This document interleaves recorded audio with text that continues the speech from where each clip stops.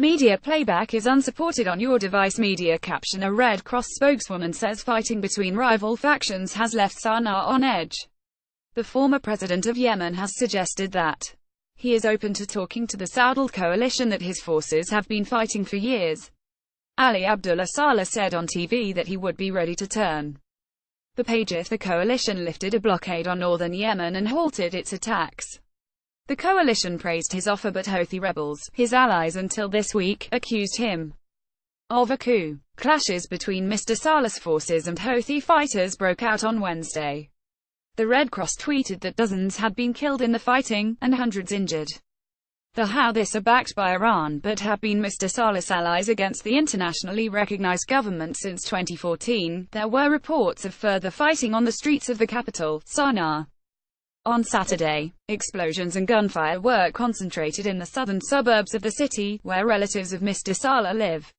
The rift between forces who had been fighting side by side could have significant implications for Yemen's civil war. Who's Abdullah Saleh? The authoritarian leader of Yemen for more than 3 decades and inextricably linked to it throughout. Mr Saleh was overthrown 6 months after anti-government protests began in Yemen in 2011. He then formed an alliance with the Houthis, and together they took over part of the country, including the capital. But after the two groups split earlier this week, he called on his supporters to revolt against Houthis. What did he say? "I call on our brothers in neighboring countries to stop their aggression and lift the blockade, and we will turn the page," Mr Saleh said in a TV address. He condemned the Houthis for blatant assault on members of his party, the General People's Congress. In a statement, the coalition said that the decision to take the lead and to side with their people will free Yemen of militias loyal to Iran.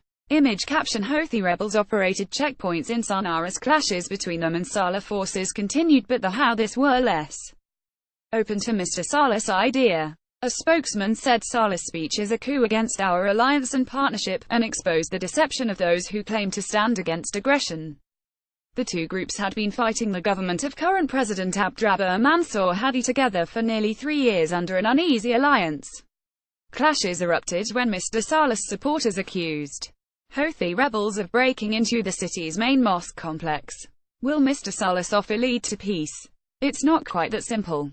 As Mr Saleh's alliance with the Houthis falls apart, he is trying to present himself as a unifying figure, but it could go either way, according to Adam Barron, a Yemen analyst at the European Council on Foreign Relations. Speaking to the BBC World Service's NewsHour programme, he said the move could create a new front in a civil war that already has numerous fronts.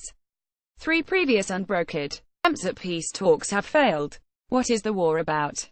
The conflict has its roots in the failure of a political transition supposed to bring stability to Yemen, following an uprising that forced its longtime authoritarian president, Abdullah Saleh, to hand over power to Mr Hadi, his deputy. In 2011, Mr Hadi has struggled to deal with multiple problems in the poor and politically split country, and the Houthi movement took advantage of his weakness to take control of their heartland, northern Saudiled province, and around. Disillusioned with the transition, many ordinary Yemenis supported the Houthis, and in September 2014 they entered the capital, Sanaa, setting up street camps and roadblocks. The president escaped, but, alarmed by the rise of a group backed by Shia Iran, Saudi Arabia and 8 other mostly Sunni Arab states, began an air campaign aimed at restoring Mr Hadi's government.